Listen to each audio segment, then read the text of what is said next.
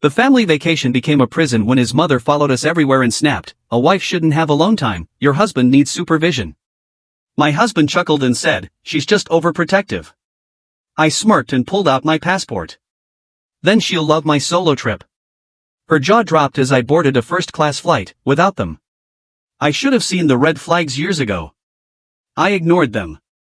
I made excuses. I thought, she's just a little overbearing. She's just close to her son. But this trip? This trip shoved every single red flag right in my face, waving them like a lunatic in a hurricane. It was supposed to be a romantic getaway, just me and my husband, Dave. We had been saving for this trip for years, planning every little detail. Wine tastings in Tuscany, boat rides in Venice, lazy afternoons in Rome, just the two of us. At least, that was the plan. 3 weeks before we were set to leave, Dave came home with a weird look on his face. Not guilty, exactly. More like nervous. "Babe, don't be mad. Those are never good words." "What did you do?" "Well, my mom's coming with us." I stared at him. "What?" He started explaining, like I was some idiot who just hadn't understood the words that had come out of his mouth. "She already bought her ticket, so we can't really say no. She thought it would be fun. You know, family bonding, and all that." I just stood there, waiting for him to say he was joking. He wasn't. "So, let me get this straight," I said, my voice painfully calm. "Your mother invited herself on our romantic vacation?" He winced at the word romantic. "I mean, yeah. But babe, it won't be so bad." I was this close to throwing something. Not at him, necessarily. But maybe at the wall. Or the floor. Or my own forehead. From the moment we landed in Rome, she was glued to him. I wanted to take a morning walk alone. "Oh honey, I'll come too." I wanted to explore a museum at my own pace. "Oh, I'll help you read the plaques." I wanted to sit at a little cafe and have a quiet moment with my husband. "Oh, I'll grab a seat too." It didn't matter what I did, where I went, how many hints I dropped, Susan was always there. And Dave? Dave just let it happen. Every time I tried to talk to him about it, he brushed it off. "She's just excited. She's never been to Italy before." "Yeah, well, neither have we, Dave." A week into the trip, I was exhausted. I was tired of making room for a third person in what was supposed to be a two-person experience. Tired of Susan's running commentary on everything I did. So I booked myself a solo spa day. A massage, a facial, a few hours of pure, uninterrupted peace. Or so I thought. I was barely 5 minutes into checking in when I heard her voice. "Oh, good. You're here. I canceled your massage. Let's go shopping instead." I froze. Turned slowly. She stood there, looking so proud of herself, like she had just done me the biggest favor in the world. "You what?" I canceled it. "You can get a massage anytime, but we only have so many days in Rome. And honestly, a wife shouldn't have alone time. Your husband needs supervision." She laughed. I didn't. I turned to Dave, waiting, begging for him to say something. He chuckled. "She's just old-fashioned, babe." That's when something inside me snapped. Oh, she's gonna love my next move. I stormed out of the spa, heart pounding, hands shaking, a plan already forming in my head. If Susan thought a wife should never be alone, she was about to have a heart attack. I walked straight back to our hotel, threw open my suitcase, and started packing. Not neatly. Not carefully. Just shoving clothes in like I was escaping a burning building. Dave walked in right as I zipped up the bag. What are you doing?" I turned, looked him dead in the eyes, and held up my passport. "Leaving." His confused little face scrunched up like a lost puppy. "Wait, what do you mean leaving?" I sighed. "I mean, I'm done with this circus. You and Mommy dearest can enjoy Rome together. I'll be somewhere else." The color drained from his face. "You're not serious." I laughed. "Oh, I'm deadly serious." He blinked. But we're married." "Are we?" I shot back. "Because it feels like you're married to her." At that exact moment, Susan walked in. She took one look at my packed bag and immediately launched into full-blown dramatics. Oh my God. What is she doing, Dave? She clutched her chest like I had just stabbed her. Dave hesitated. Babe, let's just talk about this.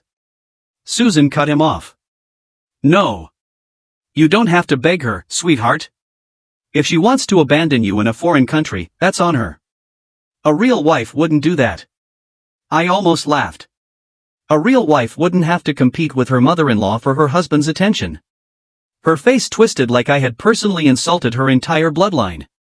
Oh please. She scoffed. You're being ridiculous. Dave needs me. He's always needed me. You knew that when you married him. I stared at her. You just said it out loud. Even Dave seemed a little thrown. Mom, that's not, she rounded on him. Don't apologize to her. She's the one walking away from her marriage over a little inconvenience. I smiled. A little inconvenience? You invited yourself on our vacation, followed us everywhere, cancelled my plans, and just admitted you think your son needs you more than his wife. She clenched her jaw. I am just looking out for him. If I wasn't here, who knows what could have happened? I raised an eyebrow. What does that even mean? She huffed. You don't take care of him. You didn't even notice he's been sick. I blinked. Sick? Dave shifted uncomfortably.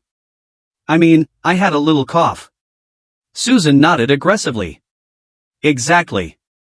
And you didn't even take care of him. I had to remind him to take vitamins. I just stared. A grown man can take his own vitamins. Susan scoffed. Clearly, he can't. He'd be helpless without me. And that was it. That was the moment I realized she would never, ever let go.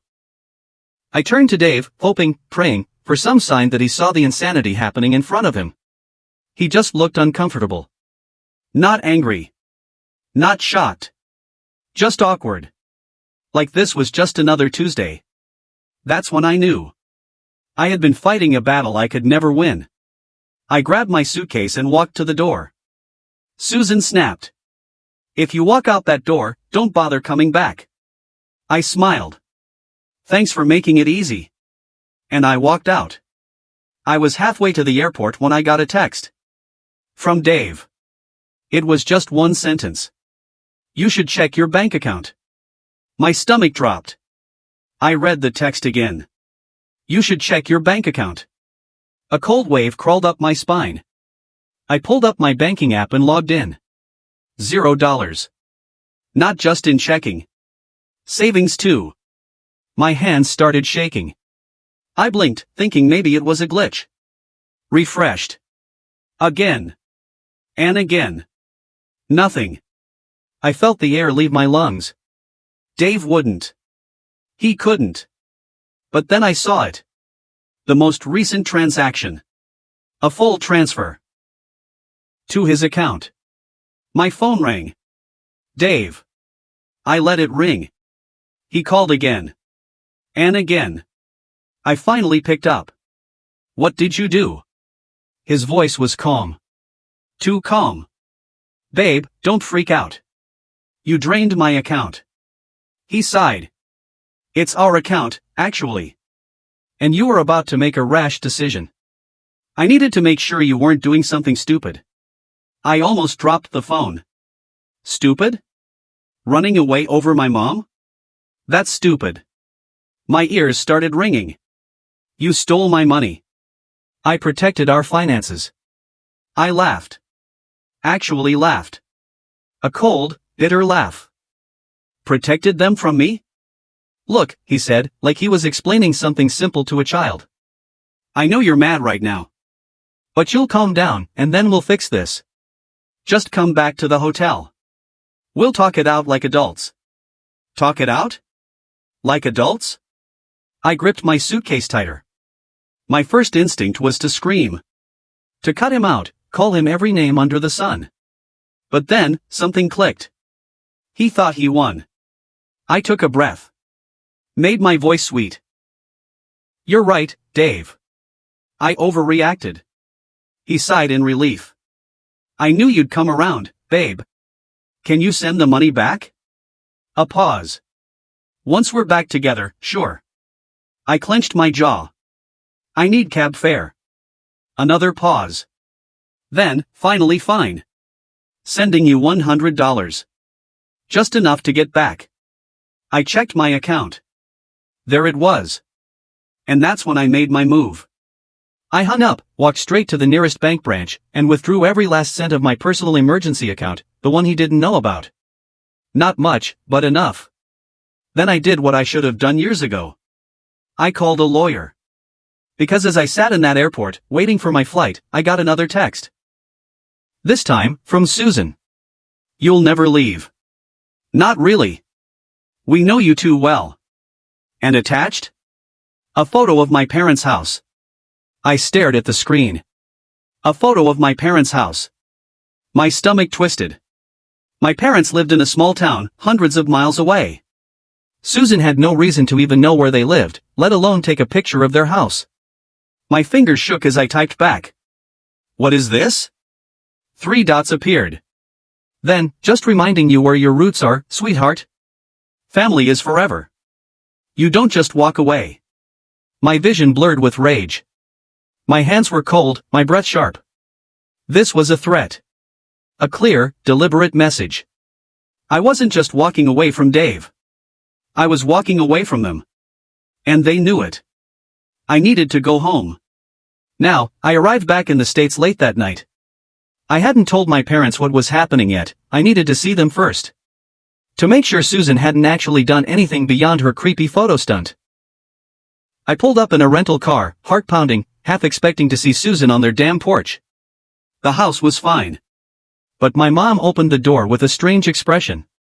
Honey, she said slowly. What is going on? I barely had time to answer before I heard it.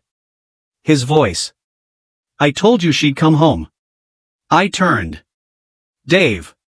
Standing in my parents' living room. I actually staggered back. What, how, I couldn't even form words. What are you doing here? He looked calm. Too calm. Like he hadn't just stolen my money, humiliated me, and let his mother stalk my family. I had to talk to you. I laughed. A wild, disbelieving laugh. So you just, what? Drove here? Found my parents. His expression darkened. You weren't answering my calls. What else was I supposed to do? My mother stepped in. He showed up 2 hours ago. Said you two had a fight.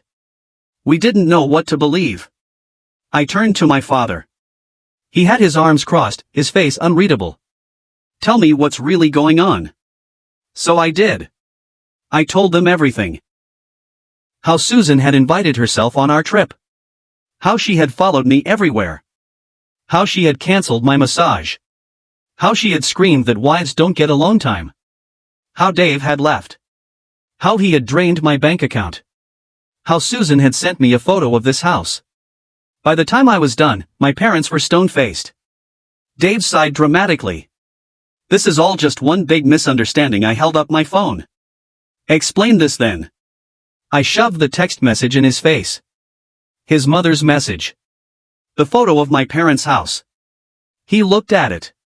Didn't even flinch. She was just trying to get your attention. You were acting crazy. Something snapped inside me. Acting crazy? I repeated, my voice shaking. Dave took a step forward, reaching for my hand.